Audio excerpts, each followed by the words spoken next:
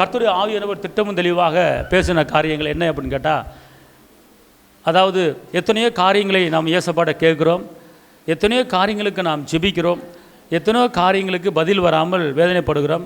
ஜெபித்து விட்டுட்டு நம்ம என்ன செஞ்சிடறோம், விட்டுடுறோம். திருப்பி நம்ம அதை கண்டினியூ பண்ணுறது கிடையாது. அவ்வளோதான், நீ தரமாட்டார் அப்படின்னு அசால்ட் ஆகிடுறோம். எந்த காரியத்தை குறித்து நீங்கள் இயேசுப்பாட்ட கேட்டாலும் அதில் நீங்கள் என்ன செய்யக்கூடாதுன்னா, அசால்ட்டாக இருக்கக்கூடாது. அசால்ட்டாக என்ன செய்யக்கூடாது, இருக்கக்கூடாது. இயேசுப்பா ஒருத்தருக்கு ஒருத்தர் ஒரு வித்தியாசமான முறையில் அற்புதங்களை செய்வார், அதிசயங்களை செய்வார். அது அவருடைய கிருபை. 2 குருடருக்கு பார்வை கேட்டாங்க. ஏசப்பா கீழே எச்சி திருப்பி மண்ணை குழைச்சி கண்ணில் தடவி, நீ போய் இந்த குளத்தில் போய் கழுவு அப்படின்னாங்க. ஆனால் ஏசப்பா பரிதிமை பெரிய குரனுக்கு உனக்கு நான் என்ன செய்யணும் அப்படின்னு கேட்டபோது, நான் பார்வை அடையணும்னு சொன்னோன்னா அவர் போய் கையை வச்சார், பார்வை அடைஞ்சிட்டு, கண்ணு மேலே கையை வச்சார், பார்வை அடைஞ்சிட்டான். ஆனால் மற்ற இன்னும் 2 குருடர்கள் கேட்கும்போது கீழே எச்சி துப்புறாரு, மண்ணை குலைக்கிறாரு, அந்த மண்ணுக்கு அடுத்து அந்த சகதி எடுத்து கண்ணில் தடவுறாரு, நீ போய் இந்த குளத்தில் போய் கழுவு. அந்த குளம் எத்தனை கிலோமீட்டர்னு தெரியாது, கழுவு பண்ணாங்க.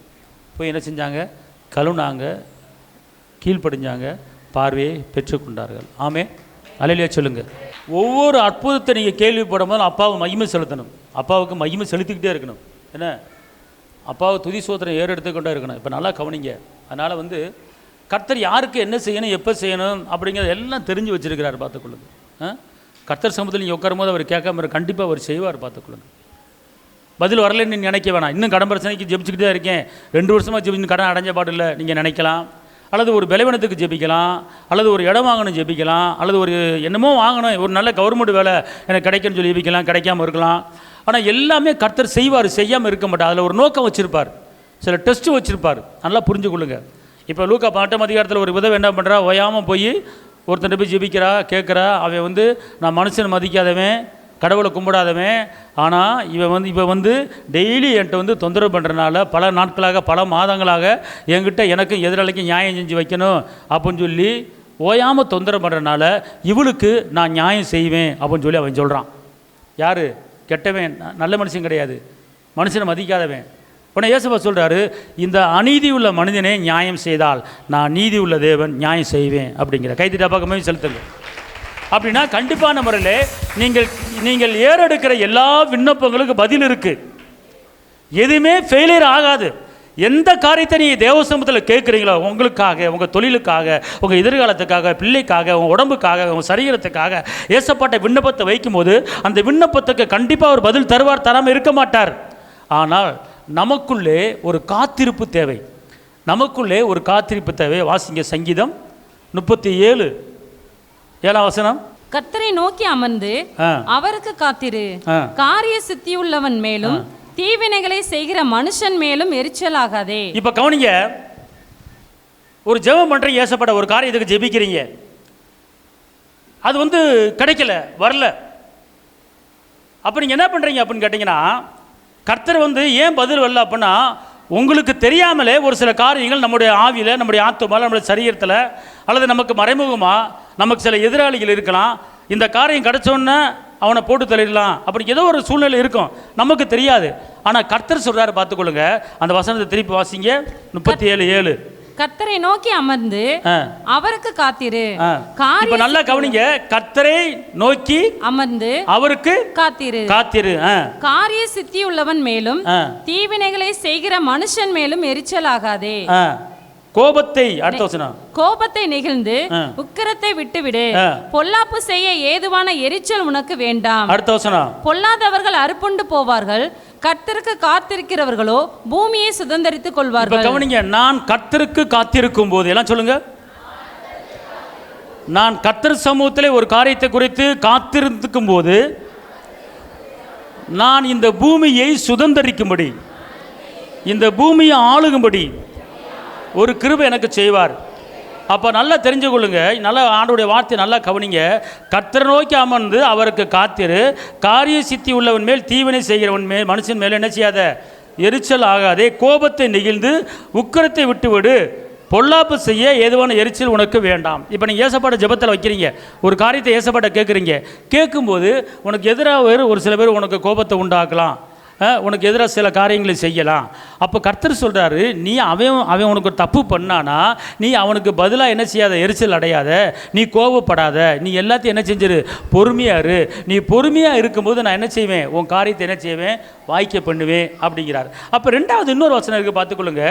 அதாவது ரோமர் 8:23 பார்த்தீங்கன்னா, ஒரு காரியத்தை நீங்கள் ஜெபத்தை ஏசப்பாட்ட வைக்கும்போது நீங்கள் காத்திருக்க வேண்டும். எப்படி காத்திருக்க வேண்டும் என்று கேட்டால், ஆவலோடு காத்திருக்க வேண்டும். எப்படி காத்திருக்க வேண்டுமா? ஆவலோடு. எல்லாம் சொல்லுங்க. நான் ஏசப்பாட்ட ஒரு காரியத்தை நான் கேட்டேன்னா அதுக்கு நான் காத்திருப்பேன். ஆனால் எப்படி காத்திருப்பேன்? ஆவலோட காத்திருப்பேன். சரி, ஆவலோடு காத்திருப்பேன் அப்படின்னு என்ன அர்த்தம்? ஆவல்னா அந்த ஆவலோட காத்திருப்பேன்னா நாளைக்கு வரப்போகுது, நாளை கழிச்சு வரப்போகுது, நாளைக்கு பதில் வந்துடும் அப்படின்னா ஒரு எதிர்பார்ப்போட, ஒரு நம்பிக்கையோட, விசுவாசத்தோடு என்ன செய்யணும், நீங்கள் காத்திருக்கணும். அதாவது அந்த காரியத்தை மனதில் கொண்டு வந்து அந்த காரியத்தை சிந்திச்சு அது நாளைக்கு வந்துடு, வரப்போகுது, கிடைக்க போகுது அப்படின்னா ஆவல்னா ஒரு இன்ட்ரெஸ்ட், ஆவல்னா ஒரு உற்சாகம், ஆவல்னா ஒரு தைரியம், ஆவல்னா ஒரு வரப்போகுது அப்படிங்கிற ஃபீலிங், அப்படிங்கிற எண்ணம், அப்படிங்கிற நினைவு, அப்படிங்கிற சிந்தனை, அப்படிங்கிற பேச்சு அது உங்களுக்குள்ளே இருக்கும்போது கர்த்தர் பார்ப்பார். அப்போ என் பிள்ளை கேட்டுருச்சு, நான் கொடுக்க போகிறேன்னு சொல்லி ரொம்ப ஆவலாக இருக்கிறது, ரொம்ப இன்ட்ரெஸ்டாக இருக்கிறது, அப்போ சீக்கிரம் கொடுத்துருவோம் அப்படின்னு சொல்லி அந்த ஆவலை பார்த்து, அந்த இன்ட்ரெஸ்ட்டை பார்த்து அவர் உடனே கொடுத்துருவார். நீங்கள் கேட்டுட்டு எனக்கான விட்டுட்டு நீங்கள் அதை மறந்துட்டு நீங்கள் வேறு ஒரு காரியத்தில் இறங்கிட்டீங்கன்னா கர்த்தர் பார்ப்பார். நீ ஒரு காரியத்தை கேட்ட, அந்த காரியத்தை கேட்டது குறித்து அடுத்து நீ ரெண்டாவது வாட்டி கேட்கல, மூணாவது வாட்டி கேட்கல, அது குறித்து ஒரு அக்கறையும் கிடையாது, அதை குறித்து எண்ணமும் கிடையாது, அதை குறித்து இன்ட்ரெஸ்டும் கிடையாது. நான் எப்படி உனக்கு நான் கொடுப்பேன்? அதை குறித்து நான் ஆவலா இருக்கிறையா? நீ அந்த கேட்டையில ஒரு காரியத்தை குறித்து உன் பிள்ளைக்கு ஒன்று கேட்ட, உன் பிள்ளைக்கு இந்த படிப்பு கேட்ட, உன் பிள்ளைக்கு அந்த நீட்டில் பரீட்சை எழுதி என் பிள்ளை நல்லா வரணும் அப்படின்னு சொல்லி கேட்ட, என் பிள்ளை நீட்டில் பரீட்சை எழுதி முன்னுக்கு வரணும், என் பிள்ளை நல்லா வரணும், அப்போ நீட்டில் ஃபஸ்ட் ரேங்க் வரணும், அப்போ செலவு இல்லாமல் நான் என் பிள்ளையை படிக்க வச்சுறேன் அப்படிங்கிற எண்ணத்தில் கேட்டேன். நீ கேட்டுட்டீன்னா அதை விடக்கூடாது. அந்த நீட் பரீட்சை எழுதி முடிக்கிற வரைக்கும் நீ அந்த ஜெபத்தையும் அந்த உற்சாகத்தையும் அந்த எண்ணத்தையும் அந்த சிந்தையும் மனதுக்குள்ள கொண்டு வந்து அது ஆவலாய் நீ பேசணும். அது ஆவலாய் வரப்போகுது ஆண்டவர் செய்ய போறாரு. உனக்கு இல்லாத ஞானம், இல்லாத கிருபை, இல்லாத பலனை கர்த்தர் கொடுக்க போறாரு. நீ எழுதி பாஸ் ஆக போற. எல்லாரும் கண்ணு முன்னால கர்த்தர் உன்னை தலைமுறை வைக்க போறாரு. நம்ம வருஷத்துக்கு 25 செலவு பண்ண போறதில்ல, வருஷத்துக்கு 10,000 செலவு பண்ணி நீ டாக்டர் ஆக போற. கர்த்தர் அப்படிப்பட்ட காரியத்தை உனக்கா செய்ய போறாரு. நீட்ல பரீட்சை எழுதி பெரிய ஆளா மாற போற. அப்படிப்பட்ட கிருபை உனக்கு இருக்கிறது. அனாதி சினைத்த கர்த்தர் நம்ம குடும்பத்தில், நம்ம பரம்பரையில் யாரும் செய்யாத ஒரு வேலையை வாழ்க்கையில நீ எம்பிபிஎஸ் படிச்சு டாக்டர் ஆகும்படி கர்த்தர் உன்னை அழைச்சிருக்காரு, உன்னை தெரிஞ்சிருக்காரு. நம்ம பரம்பரையில யாரும் இல்லாத அந்த வல்லமை உனக்கு கொடுத்திருக்காரு. கர்த்தரை கேளு, அது குறித்து அக்கறைப்படு, அது குறித்து இன்ட்ரெஸ்ட். அதுதான் ஆவல், அது ஆவல். இப்படி ஒவ்வொரு காரியத்தையும் நீ ஏசப்பட கேட்கும் போது அது நீங்க எப்படி இருக்கணும், ஆவலோட இன்ட்ரெஸ்ட். இப்போ நாளைக்கு வரப்போகுது, நாளைக்கு கிடைக்கும், அதுதான் சொல்லப்பட்டிருக்கல. உங்களுக்கு நல்லா தெரிஞ்சுக்கணுங்களேன். அதாவது கர்த்தர்ட்ட ஒன்று கேட்டீங்கன்னா அதை உழுக்கணும். அவர் என்ன செய்யணும்? உழுக்கனால ஒருத்தி அம்மா, ஒரு அம்மா ஒரு விதமாக என்ன செஞ்சிச்சு அப்பாவை? உழுக்குச்சு. என்ன அது? அப்பாவை எப்படி உழுக்க முடியும்? ஜெபத்தில் உழுக்குச்சு. அப்போ என்ன அர்த்தம் தெரியுமா? அவள் ஓயாமல் என்ன செஞ்சா? அலட்னா. அல்லேலூயா. உழுக்கணும். எனக்கு வேணும் அப்படின்னு சொல்லி அப்பாவை பிடிவாதம் பண்ணி உழுக்கணும் அப்பாவை. அல்லேலூயா. அந்த அம்மா ஒரு அம்மா பண்ணுச்சு. நீங்கள் படிக்கிறீங்க, படிச்சுட்டு மூடி வச்சுட்டு எனக்கு நான் வரைக்கும் படித்து முடிச்சோன்னே உழுக்கணும். யாரை உழுக்கணும்? அப்பாவை உழுக்கணும். ஏசப்பா விட மாட்டேன். வாசிக்க ரோமர் 8:23.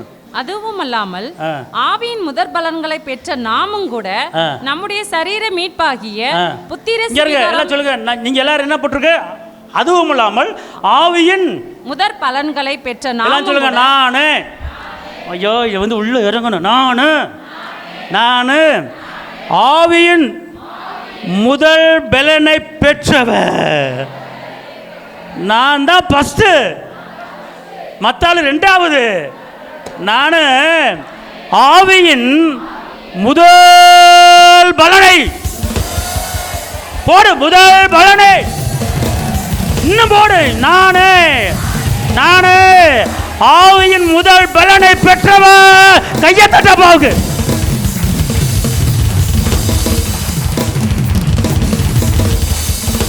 பைபிள் படிக்கும்போது, இந்த வசனத்தை படிக்கும்போது எந்திரிச்சு ஆ ஆ ஆ குதிக்கணும். என்ன குதிக்கணும்? ஏன் குதிக்கணும் தெரியுமா? ஏசப்பா எனக்கு ஃபஸ்ட்டு நான் தான் அனுபவிக்கணும், நான் தான் எல்லாம் செய்யணும், முதல் பலன் எனக்கு என்ன செஞ்சிட்டாரு? கொடுத்துட்டாரு. வாசிக்க பார்ப்போம். அப்போ நாமும் கூட நம்முடைய சரீர மீட்பாகிய புத்திர சுவிகாரம் வருகிறதற்கு காத்திருந்து நமக்குள்ளே தவிக்கிறோம். அந்த நம்பிக்கையினாலே நாம் ரட்சிக்கப்பட்டிருக்கிறோம். காணப்படுகிறதை நம்புகிறது நம்பிக்கை அல்ல, ஒருவன் தான் காண்கிறதை நம்ப வேண்டுவது என்ன? நல்லா தெரிஞ்சுக்கொள்ளுங்க. இப்போ நீங்கள் ஜெபிக்கிறீங்க, கேட்குறீங்க, அப்போ பார்க்குறத என்ன செய்யக்கூடாதான்? எப்படி போட்டிருக்கு? காணப்படுகிறவரை நம்புகிறது நம்பிக்கை அல்ல, அது நம்பிக்கை அல்ல, ஒருவன் தான் காண்கிறதை நம்ப வேண்டுவது என்ன? அதாவது நல்லா தெரிஞ்சுக்கொள்ளுங்க, காண்பவை அனித்தியமானவை, காணாதவை. இப்போ நீங்கள் ஒரு காரியத்தை ஏசப்பட்ட கேட்டீங்கன்னா, கேட்டு கிடைக்கலன்னா, அந்த காரியம் உங்கள்கிட்ட இல்லாமல் இருந்தால் அந்த காரியம் உங்களுக்கு இருக்குது அப்படிங்கிற மாதிரி நீங்கள் என்ன செய்யணும்? பார்க்கணும். 25 வசனம் 25, நாம் காணாததை நம்பினோம் ஆகில் அது வருகிறதற்கு பொறுமையோடு காத்திருப்போம். இப்போ கவனிக்கணும், காணாததை நீங்கள் என்ன செய்யணும்? என்ன சொல்லுங்க? காணாததை நம்புவேன், நம்பிட்டு அதுக்கு பொறுமை. படபடன்னு அவசரப்படாத. இந்த பொறுமைய நேரத்தில் கர்த்தர் கட்டடம் கட்டிக்கிட்டு இருக்கிறார். 10 மாதம் குழந்தை பிறக்கணும்னா, இப்போ 10 மாதம் பொறுக்கணும்ல தாய். எனக்கு நாளைக்கே குழந்தை வேணும், ஒரு வாரத்தில் பெற்று எடுக்கணும், முடியுமா? முடியாது. குழந்தை உண்டாகும், கரு உண்டாகும், கண்ணு உண்டாகும், உதடு உண்டாகும், அதோட உள்ளான உறுப்புகள் உண்டாகும். அது கரெக்டாக 10 மாதம் ஆகும். அது வரைக்கும் அம்மா 10 மாதம் காத்திருக்கணும். அல்லேலூயா. இல்லை எனக்கு உடனே வேணும், எப்படி கொடுக்க முடியும்? எப்படியா கொடுக்க முடியும்? அண்ணாளம்மா கேட்டுச்சு, 10 மாதம் காத்திருந்துச்சு, சாமியில் பெற்றுடுச்சு. அல்லேலூயா. அதனால் ஒரு காரியத்தை நீங்கள் என்ன செய்யணும் கேட்கும் போது அதில் உங்களுக்கு பொறுமை வேணும், காத்திருக்கணும். அப்போ காத்திருக்கும் போது ஒன்றும் வரலன்னு நினைக்கக்கூடாது. உங்களுக்காக யுத்தங்கள் ஒரு இடத்துல நடந்து கொண்டு இருக்கிறது, உங்களுக்காக வழக்காடுதல் ஒரு இடத்துல நடந்து கொண்டு இருக்கிறது, உங்களுக்காக கர்த்தர் பரிந்து பேசி கொண்டு இருக்கிறார், உங்களுக்காக தூதர்கள் இறங்கி வேலையை பார்த்துக்கிட்டு இருக்காங்க. ஆமென். அல்லேலூயா, அல்லேலூயா. நாளைக்கே வீடை பிளானை போட்டு அடுத்த வாரத்தில் வீடு ஓப்பன் பண்ண முடியுமா? முடியாது. கொஞ்சம் கொஞ்சமாக நகட்டி தான் அந்த வீடை என்ன செய்யணும்? கட்டணும். பார்த்துக்கொள்ளுங்க. அப்போ அதுபோல தான் நம்முடைய வாழ்க்கையில் கேட்ட காரியங்கள் என்ன செய்யணும்? எப்படி போட்டிருக்குன்னா, காணாது நம்புனமாகில் அது வருகிறதுக்கு, அல்லேலூயா, பொறுமையோடு என்ன செய்யணும்? நீங்கள் காத்திருக்கணும். காத்திருக்கும் போது கர்த்தர் செய்வார். மீகா 7:7, நானோவென்றால் கர்த்தரை நோக்கி கொண்டு என் ரட்சிப்பின் தேவனுக்கு காத்திருப்பேன், என் தேவன் என்னை கேட்டருள்வார். அல்லேலூயா. ரட்சிப்பின் தேவனுக்கு நீங்கள் என்ன செய்யணும்? காத்திருக்கணும். ஏன் காத்திருக்க சொல்கிறாருன்னா அது உங்களுக்கு தெரியாது. நிறைய வேலைகள் பண்ணிக்கிட்டே இருப்பார். நிறையா சரி பண்ண வேண்டிய இடத்துல சரி பண்ணுவார், நெளிஞ்ச இடத்துல நெளிவு எடுப்பார், நிறைய வெட்ட வாக்குவாதம் பண்ணணும். அது எல்லாமே கர்த்தர் அந்த நேரத்தில் உங்களுக்காக எல்லா காரியத்தையும் பண்ணி கொண்டு இருப்பார். அதுவரை தேவ சமூகத்தில் என்னாச்சுன்னு நீங்கள் காத்திருக்கணும். நல்லா புரிஞ்சுக்கொள்ளுங்க. யாத்திராகமம் 14:14, கர்த்தர் உங்களுக்காக யுத்தம் பண்ணுவார், நீங்கள் சும்மா இருப்பீர்கள். இப்போ என்ன சொல்லப்பட்டிருக்கு? கர்த்தர் உங்களுக்கு என்ன செய்வாரா? யுத்தம் பண்ணுவாரா, நீங்கள் சும்மா இருப்பீங்களா? அப்போ அவர் உங்களுக்கு ஒரு காரியத்தை அப்பாட்ட கேட்குறீங்க, ஒரு நிரந்தர வேலை வேணும்னு கேட்குறீங்க, கவர்மெண்ட் வேலை வேணும்னு கேட்குறீங்க. அப்போனா அந்த நேரத்தில் அப்பாட்ட கேட்கும்போது நீங்கள் கேட்டுக்கிட்டே இருக்கணும், உழுப்பிக்கிட்டே இருக்கணும். ஆனால் அந்த நேரத்தில் கர்த்தர் வழக்காடிக்கிட்டு இருப்பார், யுத்தம் பண்ணுவார். நீ சும்மா இருந்து தேவனை மையப்படுத்தி கொண்டே இரு, அப்போது நீ கேட்ட காரியத்தை உன் கரத்தில் என்ன செய்வேன்? கொடுப்பேன் அப்படிங்கிறார். மாத்திரமல்ல, எதிர்பார்த்து நீங்கள் என்ன செய்யணும்? காத்திருக்கணும். எப்படி இருக்கணும்? எதிர்பார்த்து என்ன செய்யணும்? காத்திருக்கணும். காத்திருக்கும் போது கர்த்தர் என்ன செய்வார்? அது செய்வார் உங்களுக்கு. நீங்கள் நல்லா ஆவலோடு காத்திருக்கணும், நம்பிக்கையோடு காத்திருக்கணும். அமைதியை என்ன செய்யணும்? அமைதி என்ன செய்யணும்? அல்லேலூயா. இன்னைக்கு செய்தி என்னன்னு கேட்டிங்கன்னா, நீ கேட்ட காரியத்துக்கு அப்பாட்ட காத்திருந்து பெற்றுக்கொள். அல்லேலூயா. அந்த காத்திருக்கும் போது அநேக வேலைகள் நடக்கிறது. உங்கள்கிட்ட ஒரு சில காரியத்தை எதிர்பார்க்கிறார். என்ன எதிர்பார்க்கிறாரு? நீ ஆவலோட காத்திரு, நம்பிக்கையோட காத்திரு, அமைதியாய் காத்திரு. எல்லாம் சொல்லுங்க. ஆவலோடு காத்திருப்பேன், நம்பிக்கையோடு காத்திருப்பேன், அமைதியாய் காத்திருப்பேன், எதிர்பார்த்து காத்திருப்பேன். எல்லாம் சொல்லுங்க. ஆவலோடு காத்திருப்பேன், நம்பிக்கையோடு காத்திருப்பேன், அமைதியாய் காத்திருப்பேன், எதிர்பார்த்து காத்திருப்பேன். ஓசியா 12:6, விசுவாசித்து காத்திருப்பேன். புரிஞ்சுக்கொள்ளுங்க, காத்திருக்க எப்படி காத்திருக்கணும், இதெல்லாம் உங்கள் வாழ்க்கையில் இருந்தால் தான் நடக்கும். ஆமென் சொல்லுங்க. ஓசியா 12:6. இப்போதும் நீ உன் தேவனிடத்தில் திரும்பு. இப்போதும் தேவனிடத்தில் என்ன செய்ய? திரும்பு. தயவையும் நியாயத்தையும் கைக்கொண்டு இடைவிடாமல் உன் தேவனை நம்பிக்கொண்டிரு. எப்படி நம்பணுமா? அல்லேலூயா. எல்லாம் சொல்லுங்க, நான் இடைவிடாமல் என் தேவனை நம்பிக்கொண்டிருப்பேன்.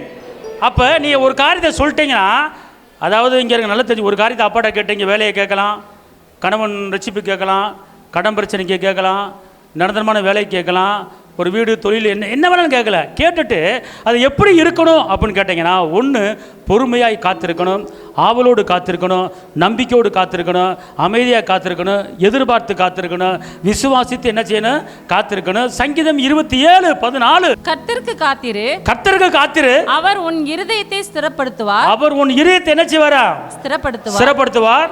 திடமனதாய் இருந்து கர்த்தருக்கே காத்திரு. அல்லேலூயா. அப்போனா நீ காத்திருக்கும் போது, நீ ஒரு காரியத்தை கேட்டேன்னா, காத்திருக்கும் போது எப்படி இருக்கணும் அப்படின்னு கேட்டீங்கன்னா, உன் மனதை ஸ்திரப்படுத்திக் கொள்ள வேண்டும். நல்லா தெரிஞ்சு கொள்ளுங்க. எல்லாம் திருப்பி சொல்லுங்க, என்னென்ன சொன்னேன் முதல்ல சொல்லுங்க பார்ப்போம். ஆவலோடு, எல்லாம் சொல்லுங்க, ஆவலோடு காத்திருப்பேன். அடுத்து நம்பிக்கையோடு காத்திருப்பேன். அடுத்து அமைதியாய் காத்திருப்பேன். அடுத்து எதிர்பார்த்து காத்திருப்பேன். அடுத்து விசுவாசித்து காத்திருப்பேன். அடுத்து திடமனதா இருந்து, எல்லாம் சொல்லுங்க, திடமனதா இருந்து. இப்போ நீங்கள் கேட்டுட்டு மனதை திடப்படுத்தாமல் சோர்வுக்கு இடம் கொடுத்தீங்கன்னா வராது. நீங்கள் கேட்டுப்பட்டு சோர்வுக்கு, அசதிக்கு, போராட்டத்துக்கு இடம் கொடுத்தீங்கன்னா வராது. ஆனால் மனதை திடப்படுத்தி கொண்டு நீங்கள் எதிர்பார்த்துருக்கணும். வரும், கிடைக்க போகுது, நான் பாரு சீக்கிரம் வரப்போகுது, சமாளிச்சிடும் பாரு அப்படி மனதை, அவ்வளோதான், அதெல்லாம் வராதுமா, கிடைக்காது அப்படின்னா விளங்காது. உங்கள் மனதை திடப்படுத்தணும். எந்த காரியம் கேட்டாலும் சரி, உங்கள் குடும்பத்து காரியம், வேலை காரியம், தொழில் காரியம், படிப்பு காரியம், வியாபார காரியம், எந்த காரியத்தை கேட்டாலும் அப்பா இல்லைன்னு அவர் அகராதியில் இல்லைனே கிடையாது. இருங்க, எப்போ உங்கள் வாயில் அவர் தரமாட்டார், கிடைக்காது, இல்லை அப்படின்னீங்கன்னா அவன் உருப்பிட மாட்டோம். நம்ம ஒரு விதவை எண்ணெய் சட்டியில் எண்ணெயை ஊற்றுறா, வேறு பாத்திரம் இருக்கா அப்படின்னு கேட்டவுடனே இல்லைன்னு சொன்ன உடனே என்ன நின்று போச்சு. அந்த இல்லைங்கிற வார்த்தைக்கு எவ்வளோ பவர் பார்த்தீங்களா? இல்லைன்னா என்ன நின்று போச்சு. அதே மாதிரி இல்லைன்னா இருக்காது. இல்லைன்னா என்ன செய்யாது? இருக்காது. அல்லேலூயா சொல்லுங்க. அல்லேலூயா. எனக்கு ஒரு பலசர கடைக்காரால தெரியும். ஒரு ஜாமான் வாங்கினோம்னா அந்த ஜாமான் இல்லைங்க நாளைக்கு வருங்க, இல்லைங்க அது இந்த வந்துடும் நாளைக்கு வந்துடும், அப்படி தான் அந்த ஆள் பேச ஒழிஞ்சு இல்லை அப்படிங்கிற உலகத்தானுக்கு இது தெரிஞ்சு வச்சுருக்காயா. இன்றைக்கி நம்மளால் இல்லைன்னு சொல்லி இல்லாமல் போயிடுறோம். அதனால் எக்காரணத்தை கொண்டு இல்லை அப்படின்னு சொல்லாதீங்க. அது வரும், அது கிடைக்கும், தருவார் அப்படிங்கிற அந்த எண்ணத்தில் நீங்கள் என்ன செய்யணும்? இருக்கணும். சங்கீதம் 27:14 திடமானதை என்ன செய்யுங்க? அல்லேலூயா. அப்போ ரெண்டாவது இன்னொரு காரியத்தை நல்லா தெரிஞ்சு கொள்ளுங்க. ஏசாயா 40:31. கர்த்தருக்கு காத்திருக்கிறவர்களோ புது பலன் அடைந்து கழுகுகளை போல செட்டைகளை அடித்து எழும்புவார்கள். அல்லேலூயா. இங்க இருங்க, காத்திருக்கிறனால உங்களுக்கு கிடைக்கிற ஒரு கிருபை என்னன்னு கேட்டீங்கன்னா, நீங்கள் யாருக்கு உண்டான பலனா மாறிடுறீங்க? சொல்லுங்க. நான் கர்த்தருக்குன்னு காத்திருக்கும் போது என் உடம்புல இருக்கிற பலன், கழுகுக்கு உண்டான ஒரு பலன் எனக்குள்ள வந்துடுது. ஆமென் சொல்லுங்க. பறவைகளே உயரமாக பறக்கக்கூடிய பறவை கழுகு. ஆனால் அந்த கழுகுக்கு உண்டான வல்லமை உங்களுக்கு வந்துடுது. எப்போ வருதுன்னு கேட்டால், நீங்கள் காத்திருக்கும் போது. தேவ சமூகத்தில் காத்திருந்து அற்புதங்களை பெற்றுக்கொள்ளணும். காத்திருந்து எல்லாம் சொல்லுங்க, ஆவலாய் காத்திருப்பேன். நல்லா சொல்லுங்க, ஆவலாய் காத்திருப்பேன், பொறுமையாய் காத்திருப்பேன், நம்பிக்கையோடு காத்திருப்பேன். அல்லேலூயா. அமைதியாய் காத்திருப்பேன், எதிர்பார்த்து காத்திருப்பேன். இப்போ நம்ம எத்தனையோ காரியத்தை அப்பாட்ட கேட்குறோம். ஒரு வாரம் ஒரு மாதம் வரலைன்னா நீங்கள் எதிர்பார்க்கறத விட்டுறக்கூடாது. எதிர்பார்த்துக்கிட்டே இருக்கணும். நம்புறதை நம்பிக்கிட்டே இருக்கணும். அதை நினச்சி நீங்கள் விசுவாசத்தோடு ஆவலாக என்ன செய்யணும்? இருக்கணும். நீங்கள் இந்த மாதிரி எல்லா காரியத்திலும் சரியாக இருந்தீங்கன்னா கர்த்தர் உங்கள் வாழ்க்கையை நினச்சி உயர்த்துவார்.